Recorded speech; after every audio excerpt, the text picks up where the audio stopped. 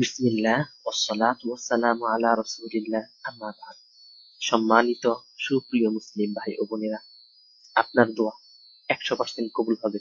কখন তা জানতে আমার ভিডিওটি শেষ পর্যন্ত শুনুন। আসুন, ইমাম বুখারী রাহিমাহুল্লাহ তিনি কিতাবুত তাহাজ্জুদে একটি বাব নিয়ে এসেছেন। বাবের আন্ডারে একটি হাদিস নিয়েছেন। হাদিসটা বলেই আমার কথা শেষ করব। আসুন, তার প্রাসঙ্গিক কথা কি?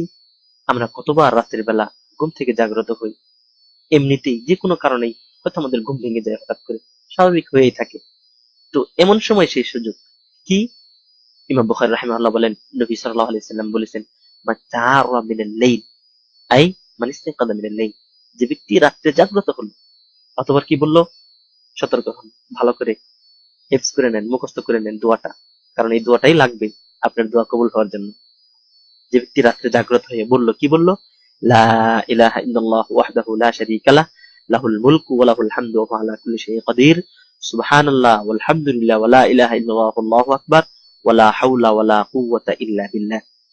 সুম্মা ক্বাল, এই দোয়াটি পাঠ করার পর যদি বলে কি, আল্লাহুম্মা গফির লি, হে আল্লাহ আপনি আমাদেরকে ক্ষমা করুন। সুম্মা দাআ ফাস্তুজিবা, এটাই হচ্ছে আমার দলিল।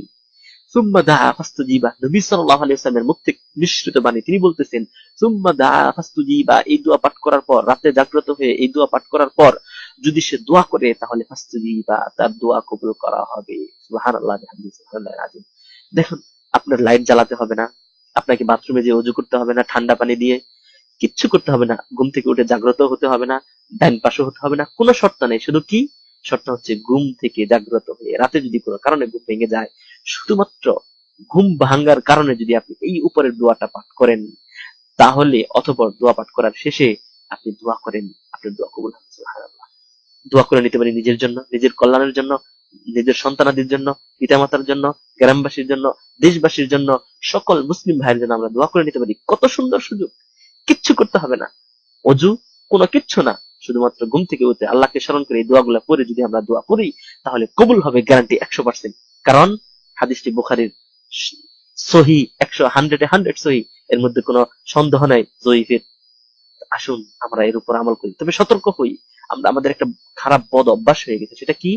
আমরা ঘুম থেকে উঠেই আমরা হোয়াটসঅ্যাপ দেখা শুরু করি, ফেসবুক দেখা শুরু করি। কি হয়? আসুন আমরা এ থেকে দূরে সরি, বরং আমাদের অন্তরটাকে আমরা আল্লাহর প্রতি সম্পর্কশীল করে নিই। আল্লাহুম্মা ওয়াফিকনা লিমা তুহিব্বু ওয়া তারদা, আল্লাহুম্মা আল্লিক কুলুবানা বিতাআতিকা ওয়া যিকরিকা। তবে আরেকটা কথা স্মরণ করে দিয়ে শেষ করছি, সেটা হচ্ছে আপনি যদি নিজেও আমল না করেন, কমপক্ষে একবার শেয়ার করুন।